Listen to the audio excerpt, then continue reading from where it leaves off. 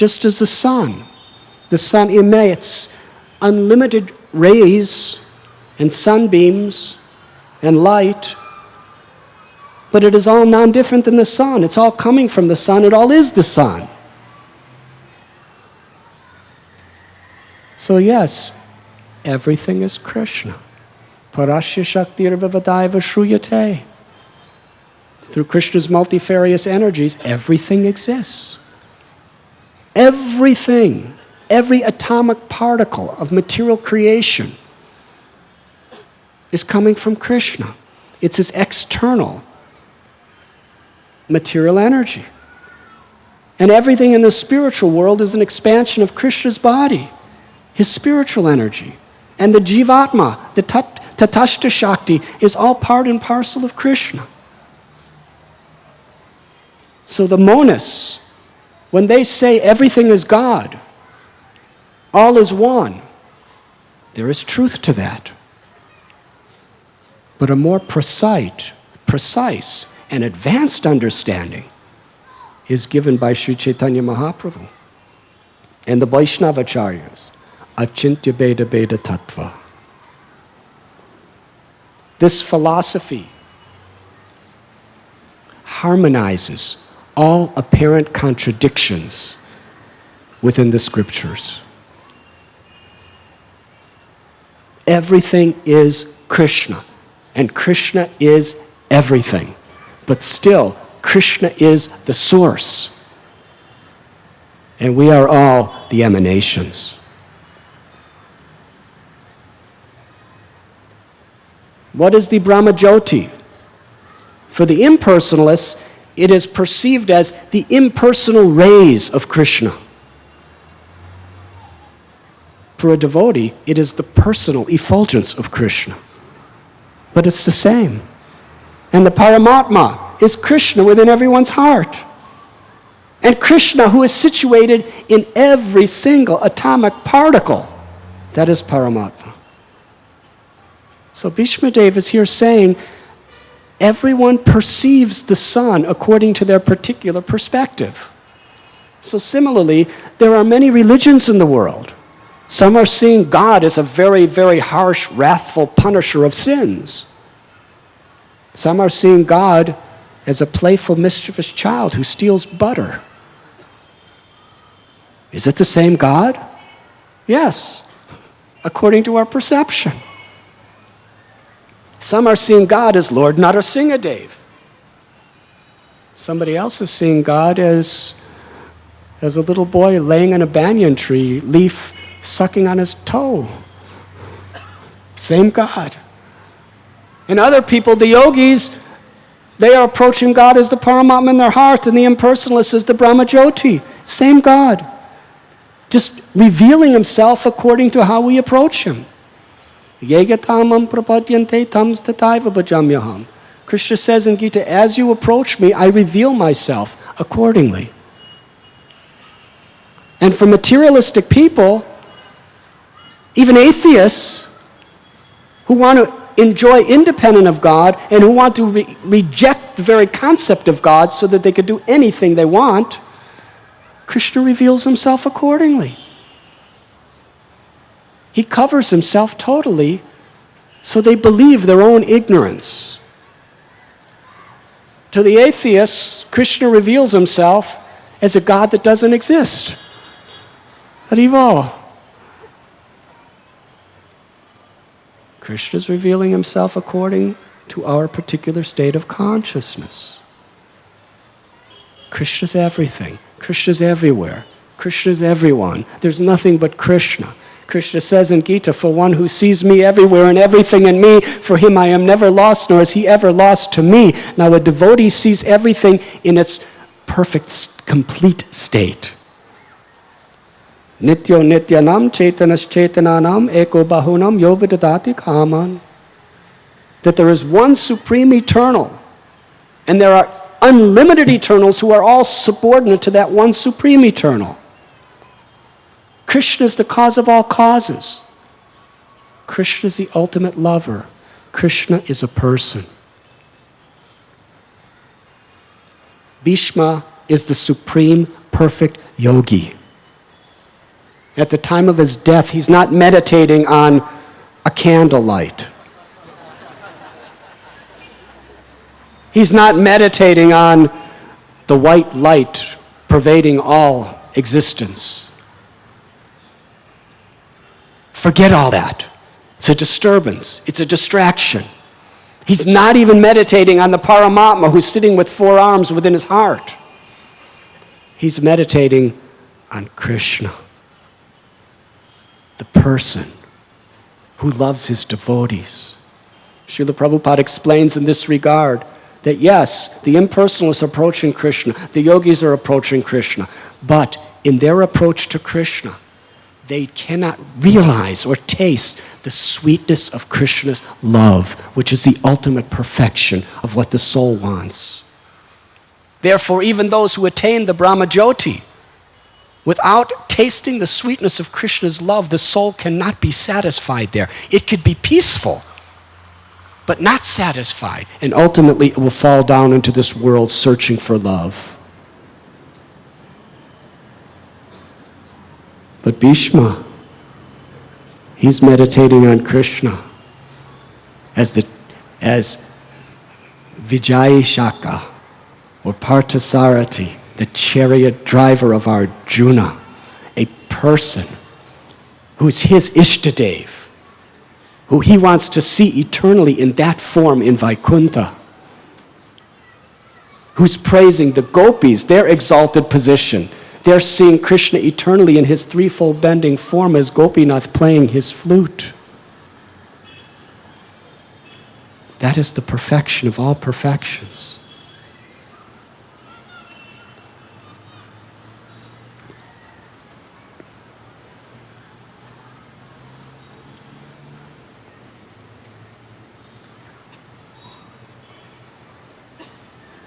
Meditating on Krishna's transcendental form and his loving relationships with his devotees, Bhishma showed the supremacy of bhakti over all other paths. And in that state, he breathed his last by his own sweet will.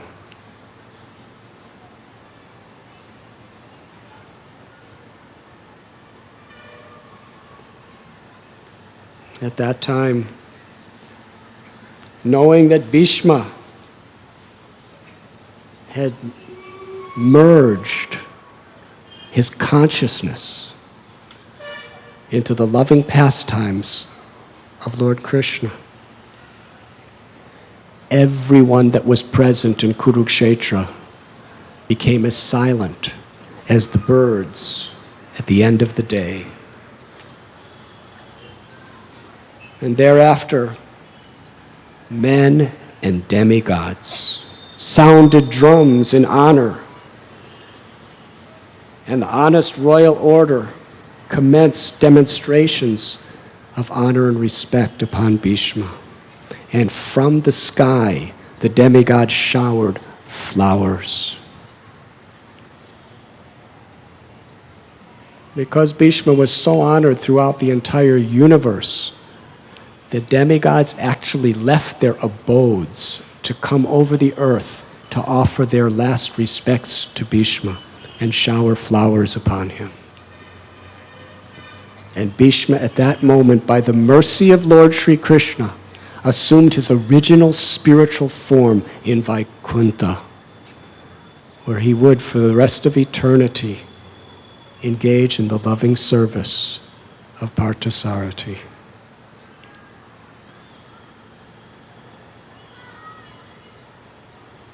Yudhisthira Maharaj performed the last rites with the blessings of Lord Krishna.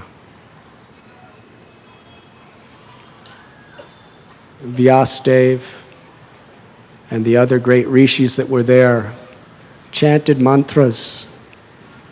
Everyone present was grieving in separation from this stalwart Vaishnava devotee of the Lord.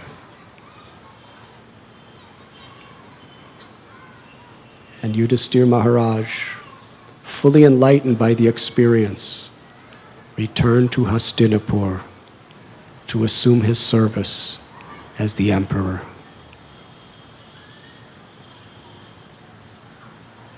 In Lord Chaitanya's pastimes, Haridas Thakur,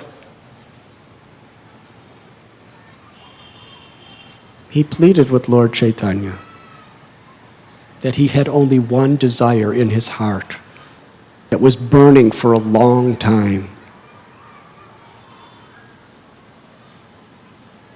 that he not see the closing pastimes of the Lord. Before that time comes, let my body fall down at your lotus feet. Although I am untouchable and unseeable, still, you are very merciful to your devotees. Grant this one desire. With your lotus feet upon my heart, and my eyes gazing at your moon-like face, and my lips chanting the holy names, let my body drop before you.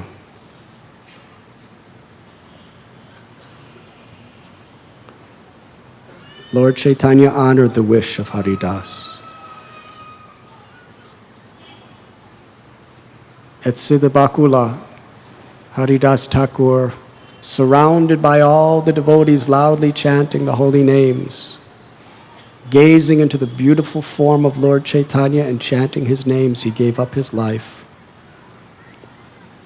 And the first thing every devotee thought of at that moment was Bhismadev. It was an identical departure.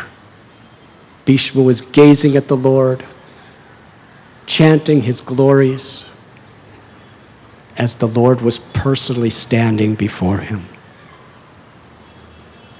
Srila Prabhupada explains, whether the Lord is physically, personally standing before us, or whether he's personally present by our remembrance of him within our heart, it is identically the same experience. And Krishna has appeared within his name. His form, his opulences, his everything is within his name. And it is revealed according to the humility and the sincerity of our chanting.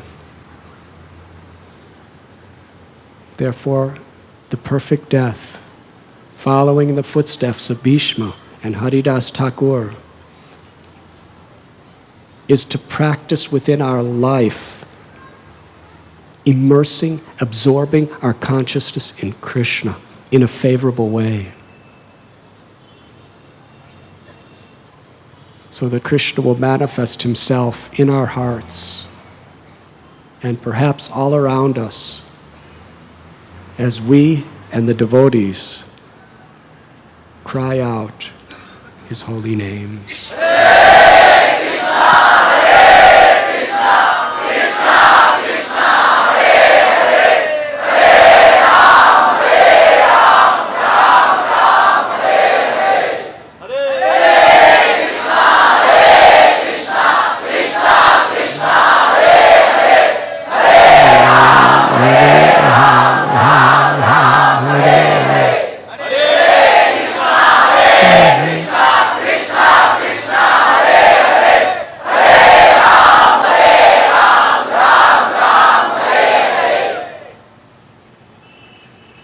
Srila Haridas Thakur,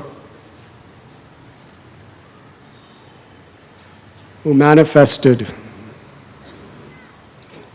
this glorious pastime of the passing of Bhishma just 500 years ago in Jagannath Puri,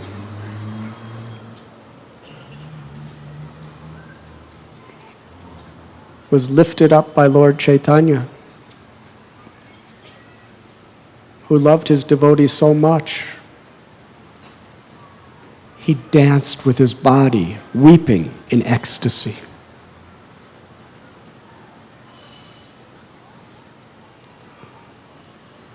When it came time for the procession, Lord Chaitanya Mahaprabhu, celebrating the love of his devotee, danced in the front of the procession.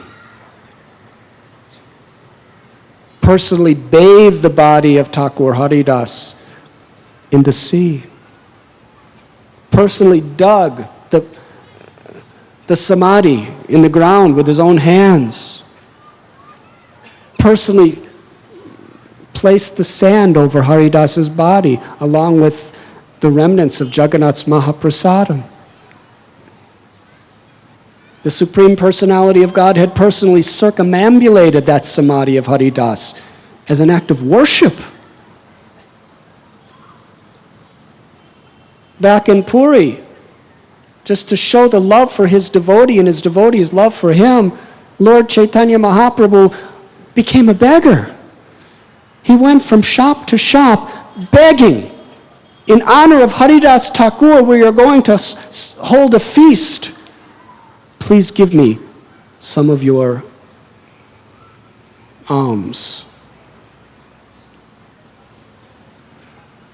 And when the food was prepared, ultimately, Lord Chaitanya Mahaprabhu wanted to serve the feast. His devotees had to interfere and stop him from begging and stop him from serving. This is the spontaneous love of the Lord for his devotee. And from the mouth of the Lord of the universe, Krishna, in the mood of Sri Radharani, who has come into this world to bestow the greatest benedictions upon all humanity, Lord Chaitanya proclaimed to all the residents of Puri and to all the world for all time to come, everybody chant, all glories to Haridas Thakur. Srila Haridas Thakur ki jai. Srila Haridas Thakur ki jai. Srila Haridas Thakur ki jai. Krishnadas Kaviraj Goswami explains that this amazing pastime was to show the nature of a devotee's love for his Lord and the nature of the Lord's love for his devotee. Only those in the path of bhakti can understand this most intimate mystery. For those who are attached to the impersonal conception of the Lord, how can they ever fathom such a thing? Where Bhishma is meditating on Krishna, attacking him at the time of death with a wheel in his hand. Why isn't he Om Shanti? And the gopis are weeping and crying in separation from Krishna. And the Lord is praising his devotee. Why? Why Lord Chaitanya called Haridas Thakur the crest jewel of the crown jewel of the entire creation? Because of his compassion. Because he was the Namacharya. Because he was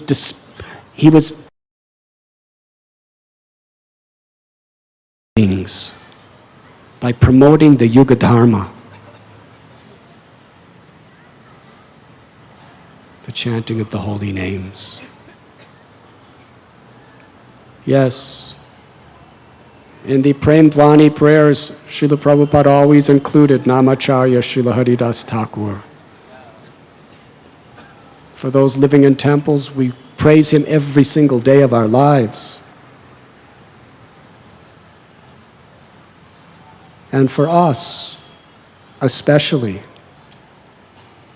that mercy through parampara of understanding in truth who is the Supreme Personality of Godhead. What is real bhakti? What is Vrindavan? What is the love of the Lord for his devotees and the devotees' love for the Lord? The eternal treasure of every soul. It has all come to our life through the divine grace of A.C. Bhaktivedanta Swami Prabhupada,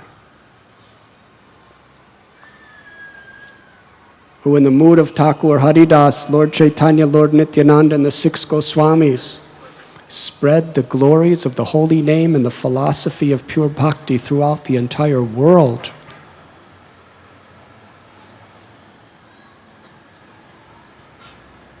Have given us a true understanding of the greatness of Bhishma. And in doing so, the path of perfection. Srila Prabhupada's special opulence that he declared was that he had complete faith in the words of his spiritual master and complete faith in the power of the holy names of Radha and Krishna.